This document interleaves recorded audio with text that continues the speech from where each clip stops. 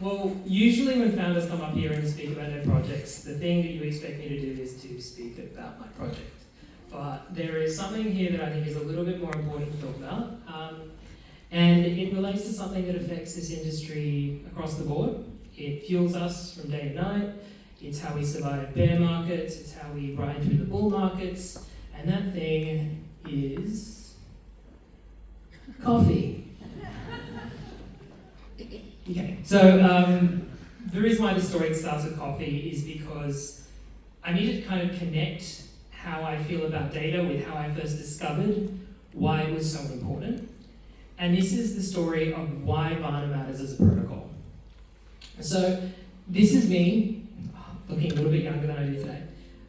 I was a researcher at the Belfer Center at Harvard, looking at human impacts. So my work would look at how governments impacted humans in the supply chain and how companies affected humans in the supply chain. And so I was doing a field collection for one very large coffee conglomerate in Colombia, which is where this photo was taken.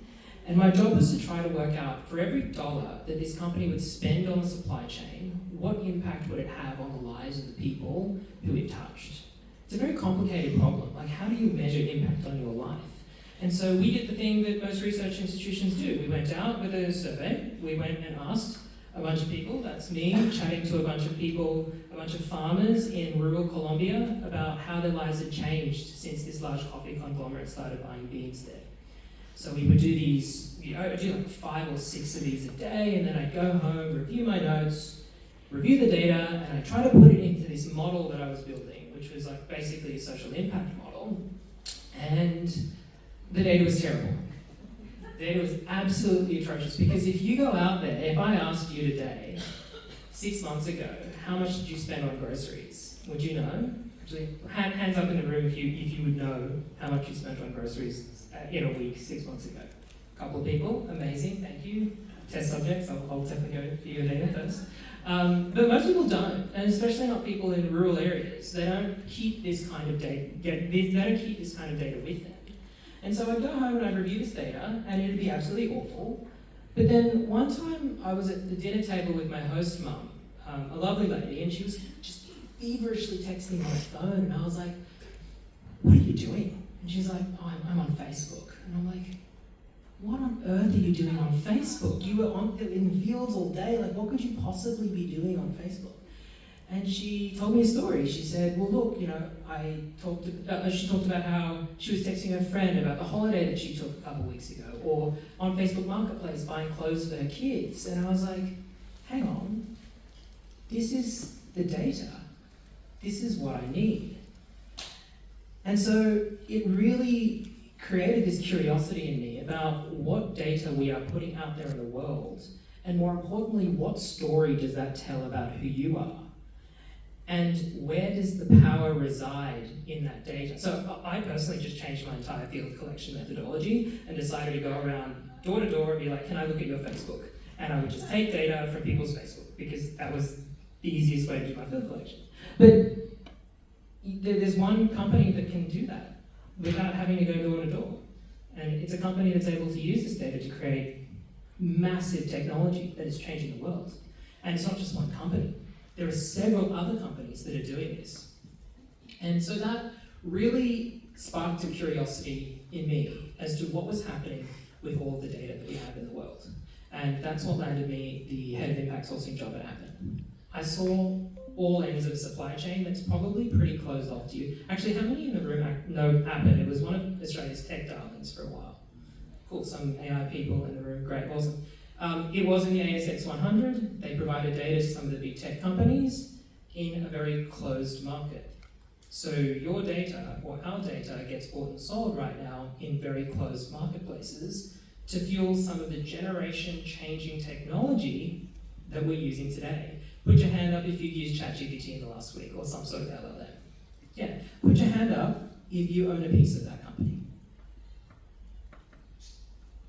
Exactly. And that's a problem, because your data has probably gone into that company. Your data has probably gone into that model. And so what we have here is the reason why this data is so important. If we look at the public internet, it's already been used to train all of the models out there. We are now fast forwarding to today. That was happened in 2021. I'm not going to tell you when I was studying at Harvard, but it was a long time ago. Today we've reached the point now where the public data is pretty much used up. And so if you want to create the next best model, you need access to new data. Where are you going to get that data? This graph kind of shows this projection of the idea that we want AI to get better and better and better, but we've hit what's called the data wall. And so this is not a surprise. It might be a surprise to folks in this room, but it is not a surprise to these companies. Since 2001, they've been locking down access to their data. Why? Because they can predict the value of this data in this growing market for private user-owned data. We have here 2021, Meta shut down API access. Twitter, Reddit, Strava, Meta, OpenAI. Again, going more closed in terms of access to the data. And that's created a space where they are able to monetize this data at incredible scale. Because the difference between GPT 2.0, which I was working on, to GPT 3.5 was actually a lot of personal data. But there's one wedge, and that wedge exists amongst each and every single one of us in this room, and that wedge is the ability to access our own data. In almost every single country in this world, there is the right to be able to reclaim your data from these platforms, from any platform that exists out there. And why is that so important? Well, if you pair this with the whole idea of blockchain, which is decentralized coordination, you can essentially recreate some of those data sets. You can recreate those data sets in a way that we each own the little bit of that data set that we've contributed. And that's the power of blockchain. That's why I'm here in this room, because it's blockchain that allows us to be able to create these new primitives in an economy that will be fueled by our data. You can stop API access, fine. You can't stop me from accessing my data, and you can't stop me from coordinating my data access with a lot of people in this room to create an equally valuable data set that we can then monetize and we can use to create the AI that we want, which I think is incredibly powerful. So, with all these people scattered around the world, the blockchain, what it does is it allows us to coordinate all of these actions permissionlessly. If I were to give you my data to check, you could usually just run away with it, and then I would just lose the economic value of my data.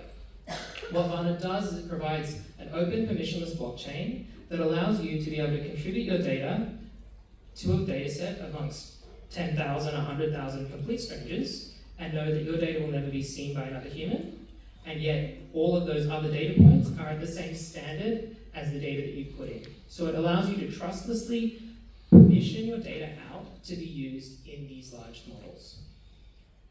This is just a quick architecture diagram of how we do it, but basically what happens is you have a secure ingress, you take your data from Facebook, you put it in a secure bucket. You can choose where you want to put it. Mine's stored on my M3 MacBook. Please don't steal it, Darren.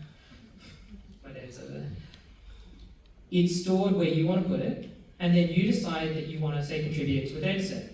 So we use a series of zero-knowledge proofs for that data to be checked in a trusted execution environment, and for that proof to be issued saying, check, this data meets this standard, this quality, we're good to go.